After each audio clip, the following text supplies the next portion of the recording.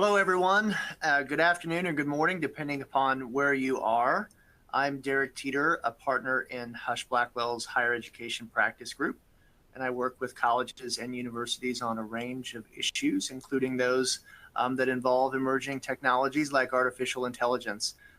Before we begin today and before I introduce my co-panelist, let's cover just a few housekeeping items. At the bottom of your audience console, there are multiple application icons for your use during the program today. If you have any questions, please submit them via the question box or the chat box. We'll try our best to save some time at the end to answer them.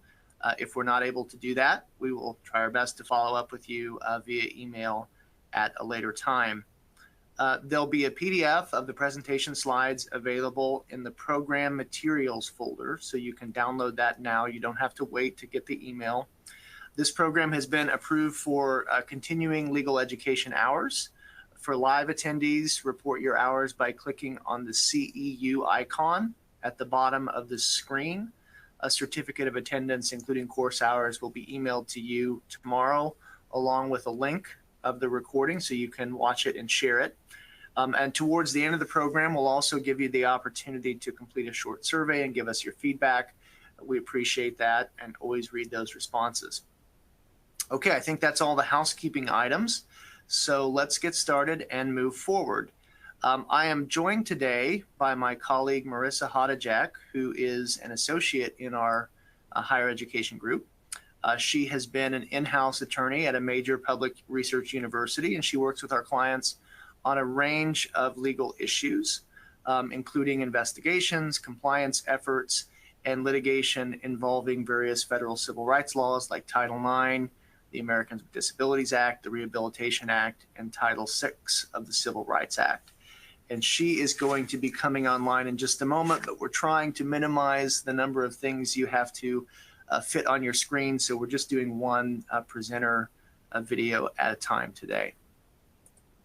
Okay, here's our agenda for the webinar. We're going to walk through the basics of artificial intelligence so we all understand what we're talking about and some of the terminology that will become important as we speak about trends in higher education with regard to artificial intelligence.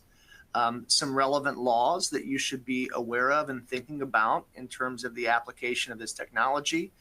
We'll look at a few lawsuits, cases that have actually been filed that involve some of the sort of interesting aspects of artificial intelligence as a phenomenon. And then we'll close with a discussion of some various compliance concerns or considerations that are present for you as you go forth and think about how to make use of this great technology that's very beneficial in multiple ways, but also has some challenges that we need to be mindful of. Okay, we are going to ask you some poll questions today, both because we're curious, but also because it's important for us to ask those to get your continuing legal education credits. So I'm going to publish our first poll now, which you should see on your screen, and you can pick your answer. Have you used AI, artificial intelligence, in your professional capacity? You can pick yes, no, or no, but I'd like to. And we'll give you all just a moment to pick responses, and then I will publish the results, and we'll have a sense of where the group is at on that. So you just click on your screen A, B, or C, and we'll show the aggregate responses here in just a moment. Okay, so with most of you having responded, it looks like almost half of you have used AI in your professional capacity. A third of you haven't. 20% of you want to. So definitely this is a tool that it seems like a majority of us are either using or planning or wanting to use. And that makes sense because it is a very powerful tool that can make us more efficient, more creative, and do things we couldn't do before. So with that, I'm going to turn it over to Marissa to walk us through some of the basics of AI, tell us about some of the different terminologies and descriptions, and I'm going to turn my camera off, and I will see you again in a few moments. Marissa? Thanks, Derek. So before I get started talking about the basics of AI, I want to just address a question that I'm sure a lot of you are thinking. And the answer to that is no, I am not an AI delivering this presentation, or at least I'm not aware that I am. I can't speak for Derek, for sure, but I don't think he is either. So with that, let's get started. First, we're going to define artificial intelligence, which that's defined as the simulation of human intelligence in machines that are programmed to think and learn like humans. And this is an umbrella term, which includes machine learning, deep learning, natural language processing, and large language models. And on the next slide, I'll define each of those too. And so I asked ChatGPT, which is an AI program, to define artificial intelligence. And here's what it said. Artificial intelligence, or AI, is when computers or machines are programmed to think, learn, and make decisions in a way that imitates human intelligence. So it involves creating algorithms and systems that enable machines to perform tasks that typically require human-like understanding and reasoning. And then these are some of the subsets of AI. You can see on the screen the definition of each of these: machine learning, deep learning, natural language processing, and large language models, which a lot of you have probably heard of before. And so I also asked ChatGPT to define these terms, and I think it did a nice job explaining them in an easy way. So machine learning, according to ChatGPT, is defined as a way of teaching computers to learn from data and improve over time without being explicitly programmed. So it's like showing a computer lots of examples so it can recognize patterns and make predictions on its own. Then you have deep learning, which that's a subset of machine learning that's inspired by how the human brain works.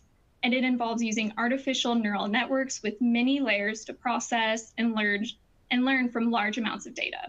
So deep learning is especially good at tasks like image and speak recognition. Then we have natural language processing, which this is a branch of AI that focuses on enabling computers to understand, interpret, and generate human language. And it allows machines to interact with humans in a way that feels natural, like when you talk to a virtual assistant or when you use autocomplete suggestions when you're typing. And then finally, large language models. These are advanced AI systems that are trained on huge amounts of text data.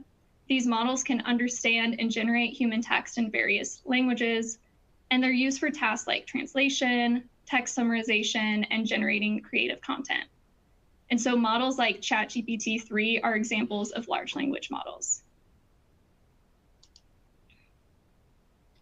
So to date in higher education, the focus with AI has, at least that we've seen, has primarily been on the generative large language model forms of AI to generate text.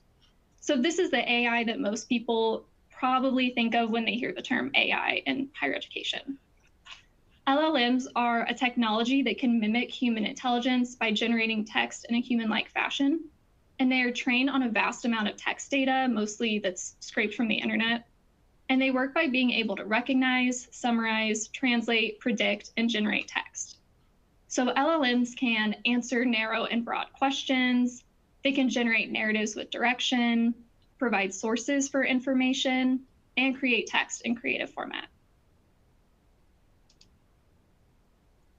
So here's an example of what LLMs can do. I asked ChatGPT to create a haiku about the beach, and here's what it said. Waves dance on the sand, seagulls soar with joyful cries, sunset paints the sky. So it's a haiku, it created one. And then another distinction with AI to be aware of is generative AI versus non-generative AI. And the distinction between these two is thinking about the different things that AI can do. So it can create, which is generative AI, and it can also help us process existing data, which is non-generative AI. So generative AI can create new content such as text, images, or music based on training data. And then non-generative AI does not create new content, and its performance is based on existing data.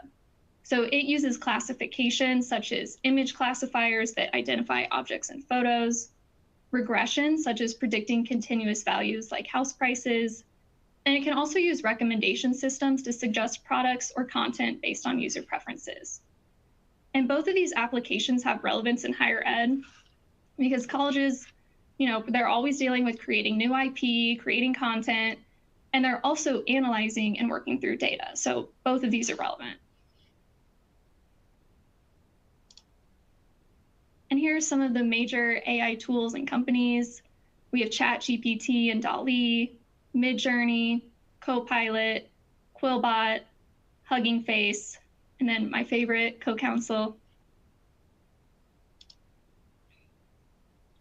Some of you might be wondering how prevalent AI use actually is. Surveys have shown that only 33% of consumers believe that they're using AI, but 77% of consumers are actually using AI-empowered technology. Additionally, 55% of Americans said that they regularly use AI, and 75% of knowledge workers have used AI for work, and then 46% of them started using AI in the last 6 months.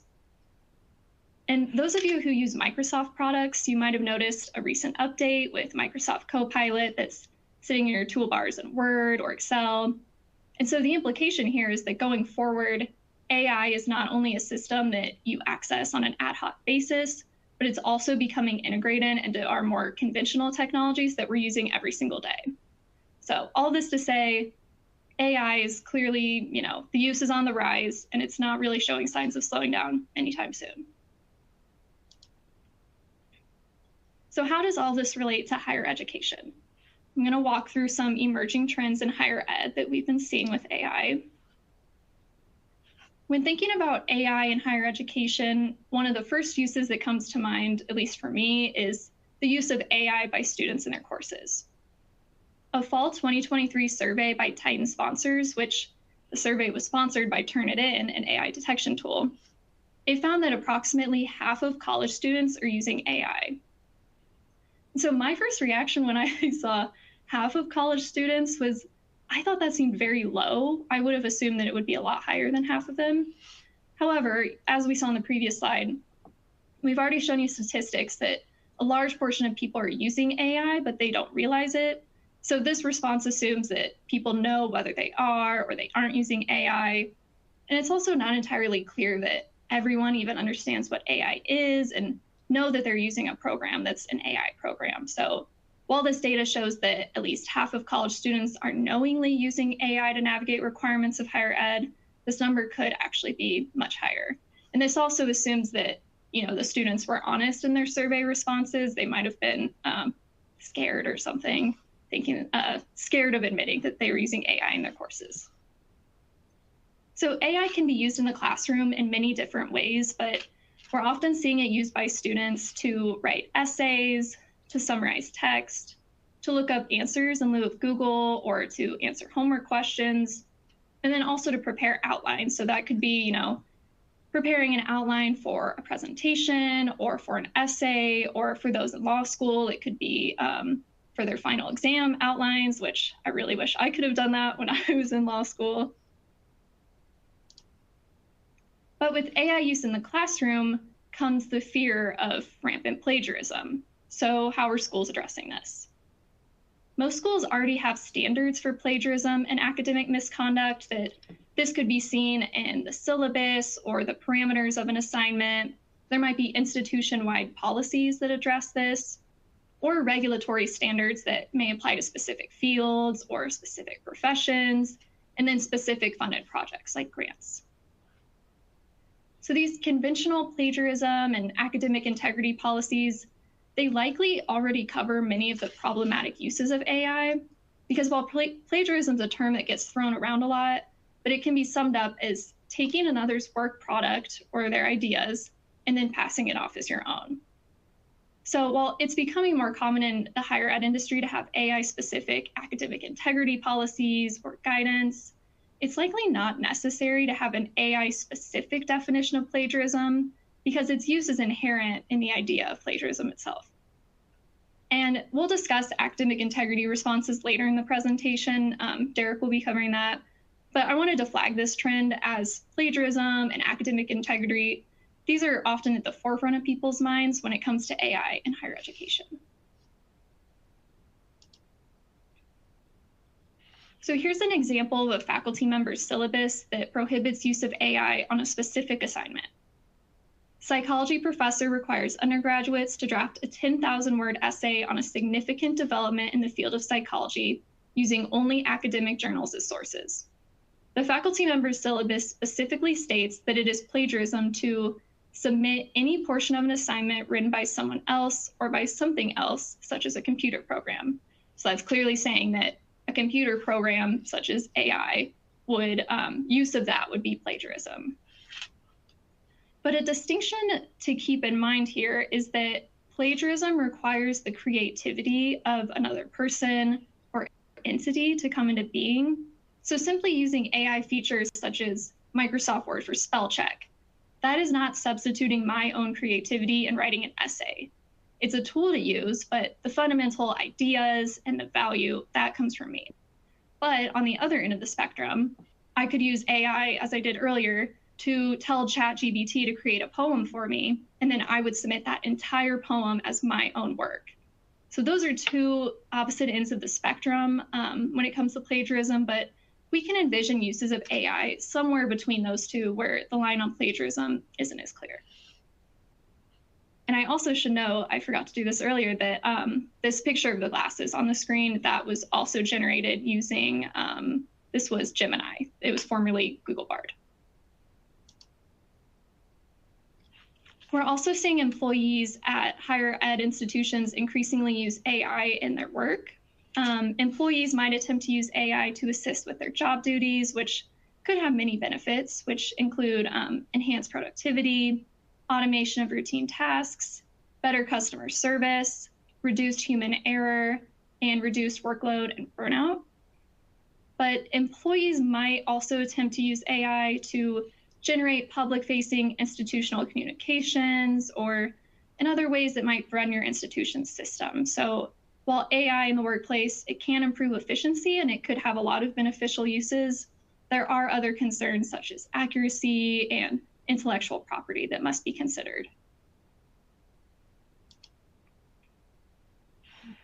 And then we're also seeing some other emerging uses with AI in higher education. So we're seeing personalized tutoring services that people are able to use AI tutors instead of human tutors, and they can kind of customize the learning experience directly for the student instead of having to have, an in-person tutor helping with that. And then we're also seeing AI used, as I mentioned previously, for efficient administrative functions. So chatbots can help answer questions to prospective or current students regarding their academics, their campus life, financial aid. AI is also being used in disability accommodations. It can help those who are, have low to no sight. It can help record lectures for them and create verbatim transcripts that they can then use, which that's a really exciting development. And then we're also seeing AI used for course recommendations. We've seen at least one institution who created a database and a system that would allow students to get course recommendations based on their previous successes in classes. And so far with that institution, I think it's going pretty well. And then just last week, there was a pretty exciting development with ChatGPT in the education space. Just last week, OpenAI announced a version of ChatGPT that will be focused on universities. And the product will likely roll out this summer, and it will have free access for students at institutions. And OpenAI stated that this toolset could be used for various education applications, such as tutoring, writing grant applications, and reviewing resumes. And the thinking here is that having a ChatGPT education-focused product for an institution, this would help address some of the privacy and the user data concerns that we've seen in publicly available ChatGPT. So now I'm going to go through some of the relevant laws to AI in higher education. Now, these laws are not new, but they're being applied in a novel way with AI. So anti-discrimination laws continue to be relevant here, such as Title VI, Title IX, Section 504, the Americans with Disabilities Act, the Age Discrimination Act, the Age Discrimination and Employment Act, and then Title VII. So schools need to be cognizant that their AI usage does not run afoul of these anti-discrimination laws. So, for example, maintaining accessibility of and with AI tools, and then ensuring that students and employees are not using AI in ways that are discriminatory. FERPA, the Family Educational Rights and Privacy Act, it remains relevant as many of the uses of AI in higher ed, they inevitably involve the use of student education records and PII. And FERPA does not have an exception that explicitly relates to AI. So this is a developing area, and I'll talk about that more on the next slide. And then the Copyright Act of 1976. This is relevant to AI as it relates to original works, and there are concerns with AI and copyright issues. So FERPA, as many of you know, FERPA protects student education records from disclosure unless if a student gives prior written consent or if the disclosure falls within one of the narrow exceptions to FERPA. So for example, directory information does not require a student's consent to be disclosed, which that generally includes a student's name or their year in school. But how does that relate to AI specifically? So because with AI, using an AI contractor, vendor, or some sort of system, this will likely involve the use of these systems obtaining personal information from a student's education record. And under FERPA, this disclosure must have been consented to by the student, which realistically would be, that would be hard for schools to do. Every time they're using AI for some sort of use, they would have to get consent by a student. Or it has to be made pursuant to an exception to FERPA, which that could include the school official exception, which allows disclosure to an AI contractor or vendor if they're performing a task that the school would otherwise perform on its own. So something to think about if, schools are working with an AI system, contractor, vendor that utilizes AI, and they'll be handling student PII and education records, then schools should consider addressing the FERPA concerns in their contracts and to be mindful of this. And then we have the Copyright Act of 1976. And I should note that this webinar is not focused on the nuances of IP and copyright law, but because AI raises so many questions about copyright issues, we wanted to note the importance of the Copyright Act as it relates to AI in higher education. So some key provisions of the Act are exclusive rights, fair use doctrine, infringement, and then the scope and coverage of the Act are original works of authorship that are fixed in a tangible medium. And in 2023, the US Copyright Office began examining copyright law and policy issues that were posed by AI technology, including the use of copyright in works generated with AI tools and in AI training. And so the office published a notice of inquiry in August 2023, and it received over 10,000 comments. And so it's anticipated in 2024, the office is going to issue a report analyzing the issues further. But all of this to say, as the technology unfolds, the law, including the Copyright Act, it will need to evolve to keep up with the changes.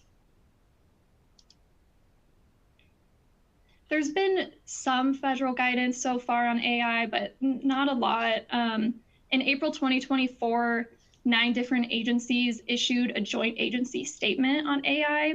And so this included the DOJ, Department of Ed, EOC, and the DOL. And the joint statement reminded all that equal opportunity and bias laws apply with equal force to automated systems such as AI programs. And it also stated that AI programs offer the promise of advancement, but their use also has the potential to perpetuate unlawful bias. And then President Biden issued an executive order on AI, and it had some higher education aspirations and some commands. And it said that the Department of Education will establish guidelines for responsible AI use. It noted education in AI is required for the future workforce. It said that non-discriminatory, equitable AI applications in academia must be observed. And then it noted that AI could be used to utilize improved learning experiences and administrative efficiency. And while we await further guidance from the Department of Education, in May 2023, the Department of Education issued a report on AI that was titled Artificial Intelligence and the Future of Teaching and Learning. And in this report, the Department of Education encouraged the use of AI integration in education, but it placed a heavier reliance on delegating tasks to AI. And the Department of Education also noted that many have concerns about bias in AI, and it stressed that we need policy development for AI where these policies address AI integration, ethics, and equity. And then as for legislative interests, at the federal level, there's been very little activity other than President Biden's executive order. Thus far, no comprehensive legislation has been considered, and the interest is really manifested at the state level here. So some of the areas of interest for states are that we've seen are interdisciplinary collaboration in AI design, data privacy, transparency in AI use, discrimination, and accountability. And then recently, Colorado passed the Artificial Intelligence Act of 2024. This was passed by the Colorado legislature on May 8th, 2024, and then it was signed by the governor on May 17th, 2024. And this makes Colorado the first state to regulate high-risk AI systems. So the scope of this act are that it applies to developers and deployers of high-risk AI systems, and it's focused on AI systems making consequential decisions, so education, employment, healthcare. And it has some different duties for deployers of these AI systems, which include implementing a risk management program, conducting impact assessments, notifying consumers and providing appeal options for adverse decisions, and then also making disclosures on their websites about AI systems and risk management. And as for the consumer interaction disclosure, it requires these deployers to inform consumers when they are interacting with an AI system, unless it's obvious. So this act is scheduled to take effect on February 1st, 2026.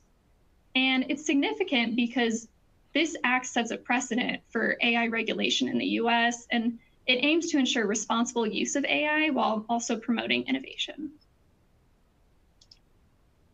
And so now I'm going to turn it over to Derek, who will be discussing some case law. So thank you, Marissa.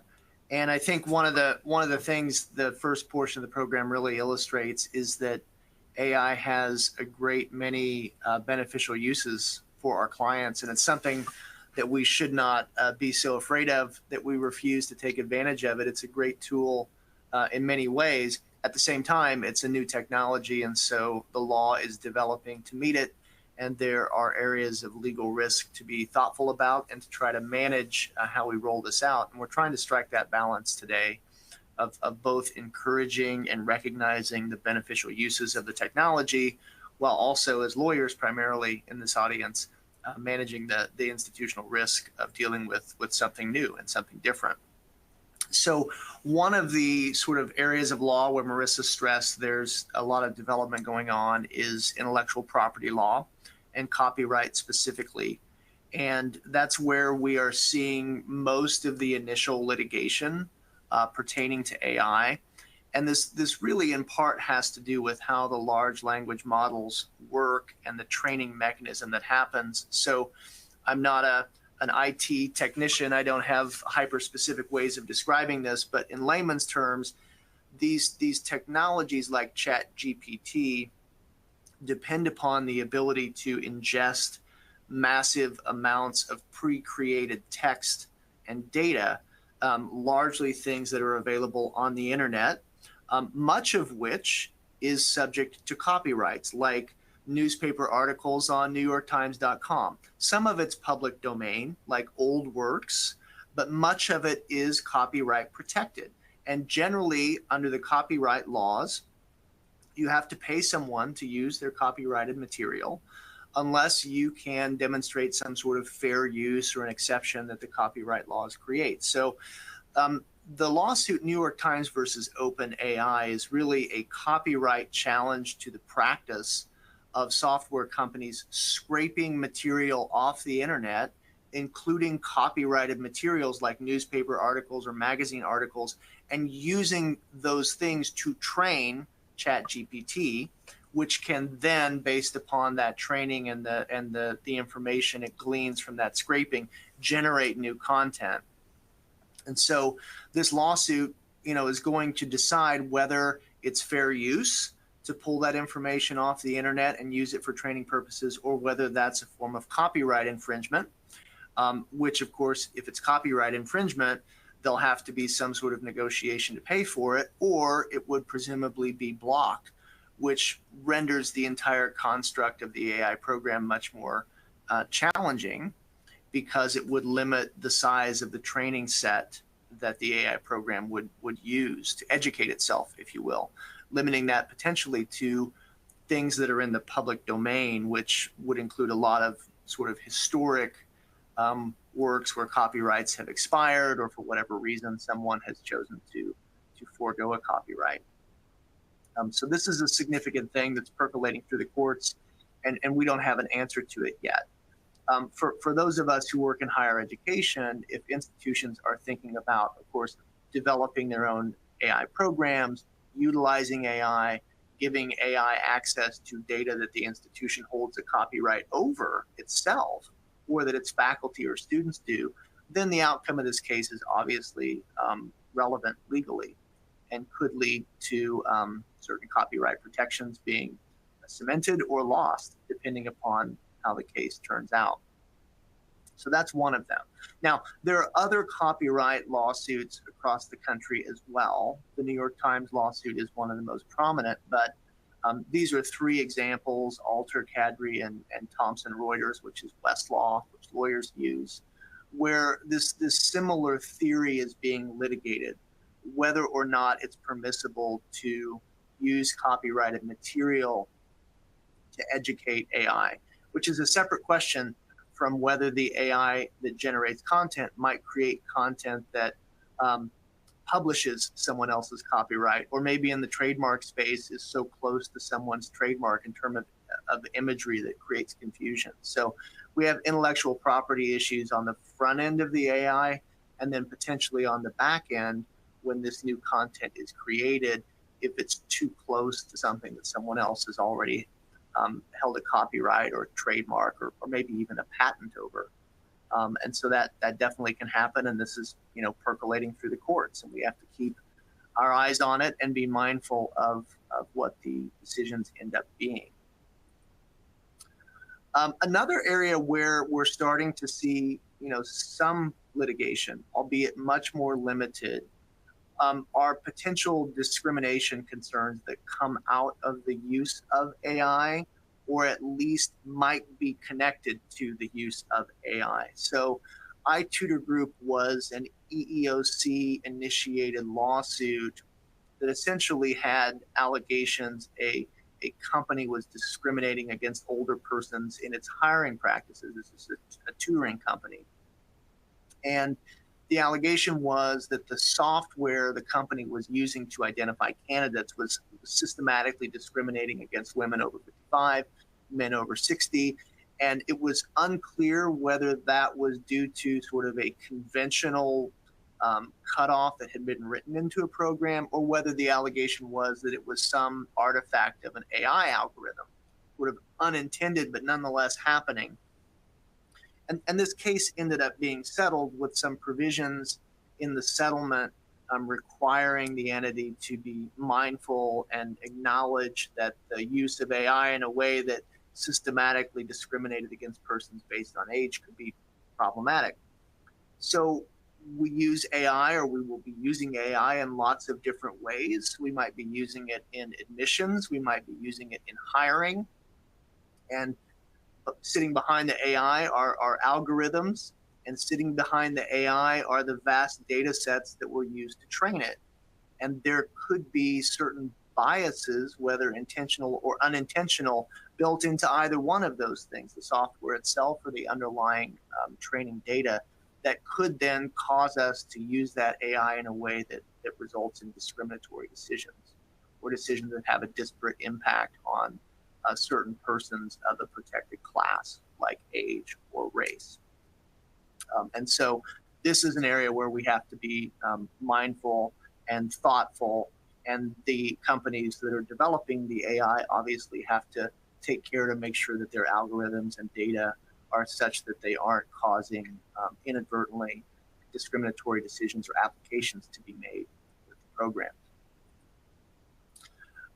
We also can have litigation or examples of litigation that sort of pull in this idea of plagiarism or the misconduct in the use of AI, and then sort of collateral challenges to student discipline. So, and one thing I want to say is whenever we talk about lawsuits, we're usually describing the allegations that the plaintiff has made. That doesn't necessarily mean that that's actually what happened, but we're describing what the allegations are. And so that's the case with this Emory University lawsuit that was recently filed. What the plaintiff alleges in the case is that they had been part of a duo that developed an artificial intelligence program as part of a competition. And generally speaking, the program was one that would help students develop various study tools like creating flashcards and outlines like Marissa talked about for certain courses. And they actually won the competition, but then subsequent to that, that program was connected to the university's Canvas system. And there were concerns and charges brought, conduct charges, that it was being used to essentially cheat, to share content with people who shouldn't have seen it yet, to share answers. And so at least one of the students was punished for violating some of these academic integrity standards, and then filed a lawsuit against Emory, seeking to overturn and enjoin the discipline. And part of the narrative was, we created this as part of a pitch summit that the university hosted, and now we're being punished for the way that this was used, which you were aware of. Whether that's the true facts or not, remains to be seen. But anytime you have significant discipline against students, and certainly suspensions, that can lead to corollary litigation by the student challenging that. And so if the basis for the suspension is an AI-focused sort of academic integrity issue, you end up having an AI-focused lawsuit arising from the student discipline. And the same could be said for disciplinary actions that might be taken against an employee, let's say, who's punished for using AI in a way that violates a copyright and thus creates risk for the employer, the institution. Okay, so if we know that there are these different laws that can overlay this space, and we know we have litigation already that's sort of starting, we have to think about compliance. What do we do to try to manage these risks in terms of whether it's policies or practices or simply inventorying things that one might consider doing? So I want to kind of walk through some of this. This is really more issue spotting at this point than anything, because everything is so new that we're developing best practices, we're developing policies. And it's a space that we're going to have uncertainty in for some period of time. But just to sort of create a menu of things that an institution would want to manage compliance concerns about and implicating AI. Obviously, intellectual property and making sure or trying to mitigate the risk of copyright infringement, trademark infringement, maybe patent infringement, and protecting the institution's own intellectual property. That's an obvious and significant compliance consideration. Data privacy and security, academic integrity, the use of AI detection tools, largely for academic integrity, potentially more broadly. Compliance tools to make sure we aren't having systematic decision-making bias resulting from the use of AI. There are considerations about whether to have institution-wide AI policies, and if so, what to include within them. And then just general risk mitigation, training, and techniques for using a new program like this. And I want to unpack some of these more specifically. Okay, so intellectual property. There's a threshold issue in the law about who owns AI, or who owns what part of AI, or who has an ownership claim that's legally sort of recognizable, if you will. So like in the New York Times litigation, there's this threshold issue of whether there's copyright protection that's implicated by using copyrighted material to train AI. Colleges and universities have their own intellectual property. You have copyright material on your websites that very well may be being scraped or already has been to educate AI programs. That implicates a property interest. If you are an institution that's developing an AI tool and you're going to go out and look for training data, well, then you have an interest in making sure you're not violating someone else's copyright. If you are using AI to create new content, especially if it's something that's going to be marketed, published, pushed out to the world, you would want to make sure that the content that's being generated isn't a violation of someone's copyright or trademark or IP or software code that they protected, etc. And the only way to really manage that is to know how your organization is actually operating. And so you have to have some sort of audit structure in place, it seems to us, to identify where those infringement risks are in your operation. So we could probably talk about that for an entire day, especially with IP lawyers who know the nuances of this. But this is one of these compliance areas where there's going to have to be focus in the upcoming years, days and months too. Data privacy and security, Marissa hit on FERPA and HIPAA as federal laws that govern confidentiality of certain data that your institution may have. GDPR is another one. There are state level statutes and some local regulations that generally speaking limit your institution's ability to disclose certain types of information to third parties. So someone chatted in a question earlier in the program that I think kind of got it at this point, was to say, well, is AI really just a tool that we use as an institution, or should it be conceptualized as a vendor of sorts, a third party for whom we would need to have this sort of FERPA work through or HIPAA work through? And I think the answer is it could be either. But one of the things about the way that many AI programs work is that they have vast processing centers and processing apparatuses. The program doesn't just sit on your computer in your office and stay there. It's drawing upon processing and pushing data to data centers in different parts of the country. And depending upon what program you're using, your data may be going, as a matter of fact, outside the university and going elsewhere. And that's different than if I just use Microsoft Word and type a document that I save on my system. So there are concerns that certain ways in which AI is being used can effectively amount to the pushing of data to a third party. And therefore, if you're using AI in that way or planning to, you have to run the traps on FERPA or HIPAA or GDPR or whatever else it is. And of course, AI can be used for malicious purposes. It can be used to generate malware, which of course can be used to cause data breaches or the extortion with data demands and these sorts of things. So those are all things in data privacy and security that are going to add compliance concerns for institutions. Academic integrity is huge. It's one of the most obvious things that we've talked about in higher education. It's something that faculty especially are concerned about. The idea that students will utilize AI to avoid having to use that creative effort themselves, to avoid having to do the heavy work of research, and simply turn in something that was quickly created by a computer. So shortcutting homework, avoiding writing an admissions essay and simply having AI do it, creating fictitious materials that look very realistic. So we also have overlaid in this sort of compliance thinking, how are we going to try to detect these misuses of AI?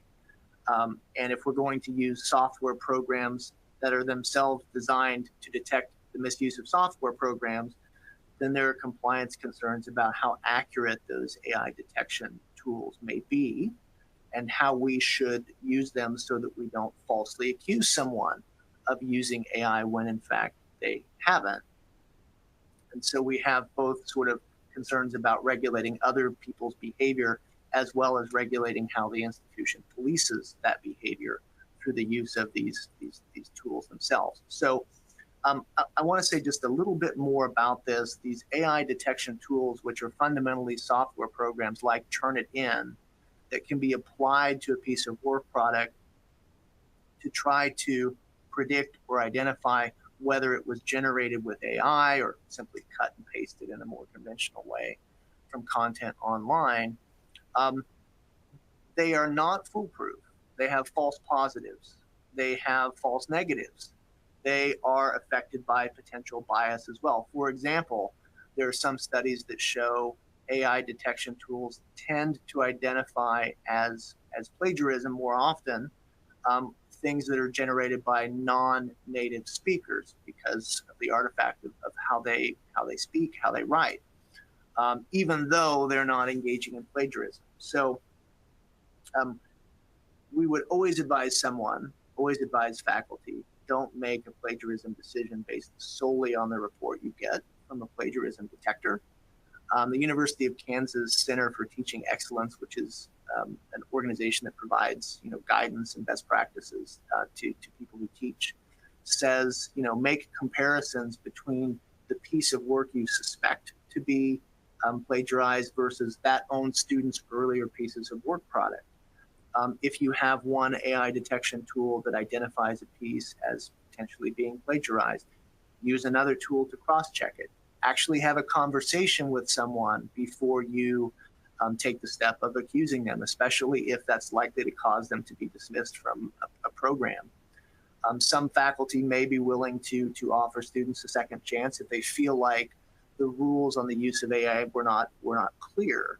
And of course, though, if someone is using AI to commit plagiarism, to avoid academic work, and it's demonstrable, then that's academic misconduct, and it can be reported as such in the way that Marissa describes, sort of this idea of passing someone else or something else's creativity off as your own in a way that avoids your obligation.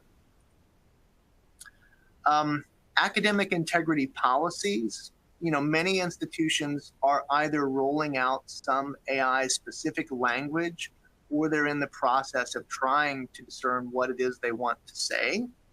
And those policies can run the gamut from attempting to broadly ban the use of AI altogether, or at least for certain types of courses, versus providing affirmative descriptions of ways in which AI can be or maybe even should be used. And there isn't an industry standard on this. And if you were to go out to Google and say, show me AI university policies, you'll see a range of different tolerances in this space. And some of it will vary faculty member to faculty member and discipline to discipline as to what they believe the appropriate approach should be. So the idea of being able to craft something institution-wide is not as simple as sitting down as a lawyer and writing it. It's a process that's going to take input from various different constituencies. Okay, let's ask a couple more poll questions. Marissa showed you a ChatGPT generated haiku earlier. Let's say a faculty member gave students an assignment to create a haiku about the beach. Is it academic misconduct for a student to simply turn in the haiku that ChatGPT created? What do you think? You just pick yes or no. Give you all just a moment, and then we'll publish the responses.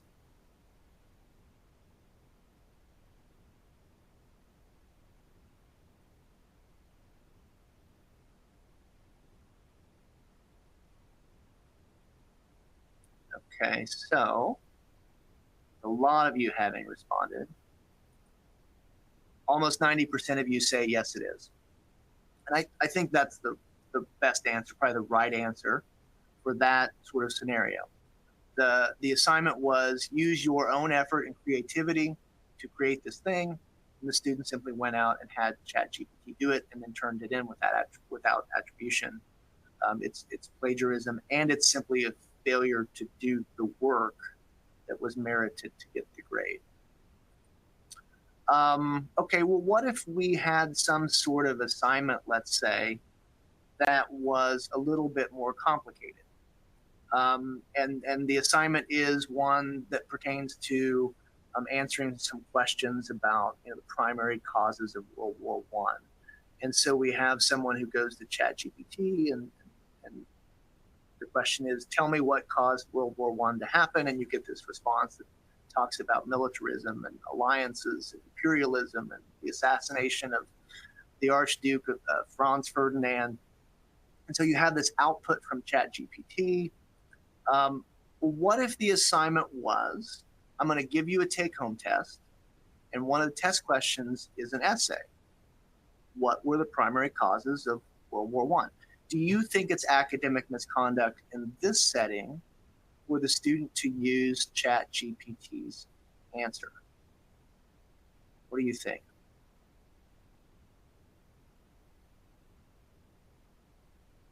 Give you all just a moment to answer that one. So it's a take-home test. We have this essay, and one of the ways we're going to answer it ask ChatGPT to tell us what the causes were.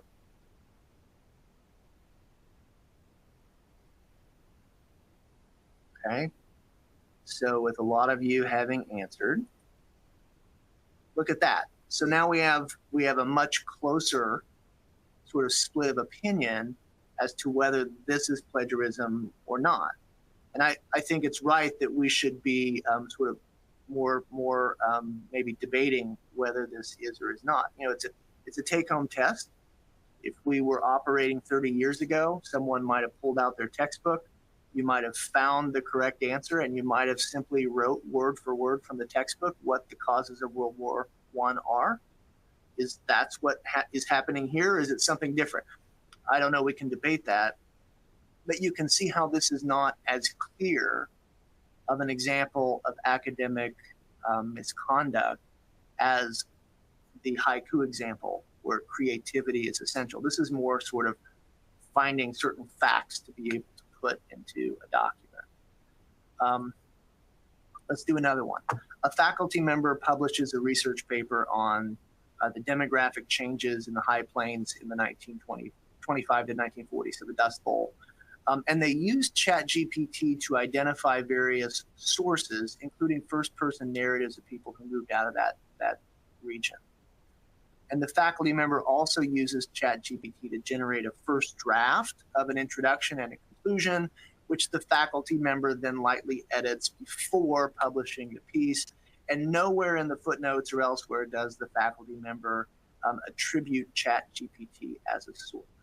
Okay, so we used it to identify primary sources, and we used it to create first drafts of an intro and a conclusion that we then edited. So what do you think about that? Did the faculty member commit plagiarism? Because faculty members can plagiarize too in their publications. Or did they commit some other form of misconduct? Or do you think, no, this is an entirely sort of permissible thing to do, and no attribution was really required given how it was used? So I'll give you all just a moment to answer that.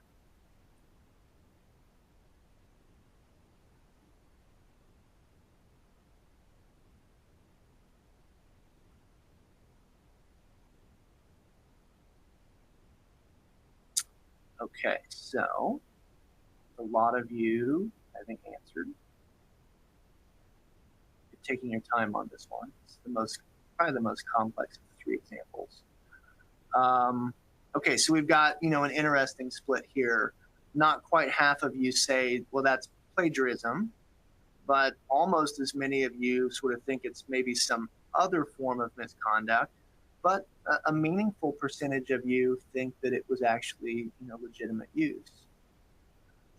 In the way it was used to identify primary sources, it's almost like a bibliography type analogy, but using it to actually create portions of the article that were then only lightly edited looks sort of more like plagiarism. And was it edited enough that you didn't need to attribute? We show these examples to illustrate the great degree of nuance with which we need to sort of think about AI as we're crafting some of these academic integrity policies and trying to manage this piece of the legal puzzle. Okay, a few more thoughts on compliance, then we'll take a few of your questions, and then we'll turn you back to your day. Be aware of potential bias in AI. It could be an artifact of the source data, because if you think about the internet, it's disproportionately influenced by American culture and probably English language content and the culture that comes with that. It could also have simply mistakes in its algorithm or overcorrections in its algorithm to try to prevent bias in the first place. So there was a prominent example earlier this year where someone, probably trying to prove this point, asked one of the image creating AI functions to show an image of a Nazi, and it created one with an African American male in a Nazi uniform, which is out of place, of course, because the Nazis did horrible things to all sorts of minorities, including Africans, and you wouldn't have had that historically. And so it was this sort of artifact of the algorithm trying to make sure that when images were created, it used diverse persons, and yet it created this sort of historic absurdity that was an artifact of sort of the algorithm being overly aggressive or not sensitive enough to the reality of that time period and who those people would have been in terms of their race. So we have to be aware of that. We don't want to use AI to make decisions blindly without being thoughtful as to whether there are any biases or tendencies embedded into it that we need to be correcting for or obviating against. Okay, so AI policies, just if you're sort of to run the gamut of things that you might be covering, it's the copyright and the IP, confidential information, academic integrity. A lot of you are thinking about having a policy on AI in admissions, how employees get or don't get to use AI to do their job, your contracts, whether the use of AI needs to be disclosed, and that's what some of the states are starting to regulate. I said before, AI can be used to create viruses and malware. It can be used to create other sorts of software code.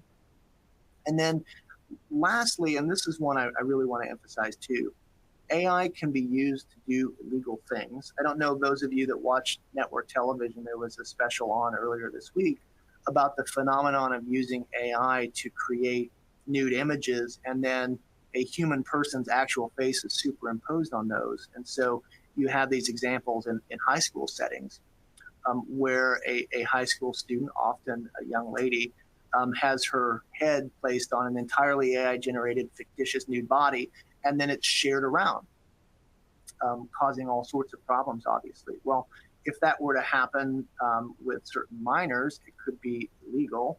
If it were to happen on campus, it's a Title IX issue and potentially sexual harassment.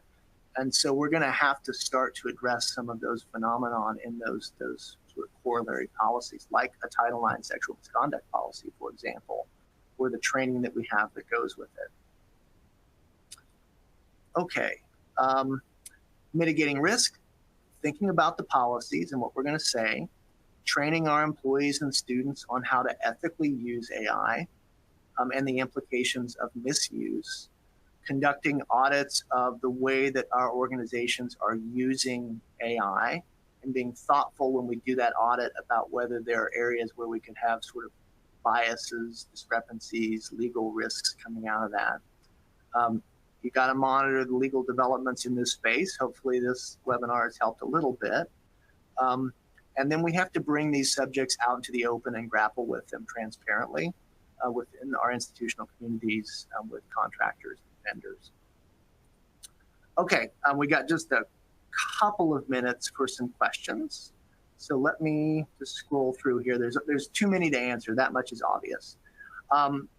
Someone asked very early on, there are a lot of lawyers on this webinar, maybe mostly, how is it that AI isn't going to just replace all of us who are counsel to higher ed institutions? I think that's a great question. AI is going to affect certain industries and certain job positions more than others. There is a lot of concern that those of us whose careers sort of depend upon generating written product, AI may replace a large portion of what we do.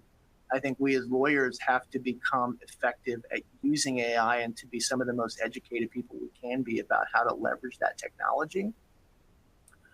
One of the things that the current AI does, though, is it relies upon a training set and the language from it to then generate answers. If that training set has not encountered new, difficult, complex issues, then you probably aren't going to have an AI-generated answer that's very effective. If you use Westlaw, which now has an AI element added to it, some sort of obvious legal questions that the courts have grappled with, you can very quickly get an answer. If it's something that's novel or new, that AI is not any more effective, and so you've got to have human creativity. So I haven't lost hope yet that we're on the way out, but we're going to have to think about ways of doing our jobs differently and probably embrace this technology lest we be left behind. Okay, what else here? Someone has said, I think this is kind of a FERPA question, the concerns you've raised about AI being cloud-based or having data centers, isn't that similar to cloud data storage? It conceptually can be in some ways. And if you have, of course, agreements with cloud storage vendors, they should have provisions in them governing confidentiality and requiring your vendors to have certain security protocols in place. And that's how you comply with FERPA, HIPAA, and other regulations. So we're urging you to think about it in a similar way. Okay. Anything else here? Eric, I have a question that I'll address. Okay. So somebody asked, it's kind of similar to the scenario that you posed earlier, but a little bit different. So it says, I write a chapter for my thesis or my dissertation, then I give the text to ChatGPT to clean up the language and the readability of it. I don't disclose that I use ChatGPT to clean up my writing. Does this violate plagiarism standards? If so, how is this different than using the Microsoft Word editor? So I think that this will depend largely on what your institution's policies are and how they're going forward with, restrictions on use of AI and plagiarism. But I think an important distinction here is that if you wrote the entire text and that was your creativity, that was your thought process, and then you just used AI on the back end to kind of clean it up a little bit and, fix any errors or anything like that, I think that would be less likely to violate plagiarism standards. But again, that will depend on your institution. Yeah, I think that's a great point. And I mean, where the rubber meets the road is it's not like you can go to some statute and say this is how plagiarism is defined legally and everybody has to have the same understanding. Plagiarism is how the institution defines it, how a certain portion of the academy operates. And so there's room for differences of opinion and differences of definition here. Well, we've taken up a lot of your time and it's time for us to conclude. So let me just give a few remarks. Obviously, we want to thank you for joining us today. We hope that you benefited from our presentation. As a reminder, this is approved for continuing legal education hours in a number of states. Click the CEU icon at the bottom of your screen to register for that, to obtain a certificate. It will be emailed to you tomorrow along with that link of this recording so you can rewatch it or share it. And please do complete the survey and give us your honest feedback on what you thought of this and what you'd like to see in the future. We do read those. So this concludes our webinar. Thank you for joining us today.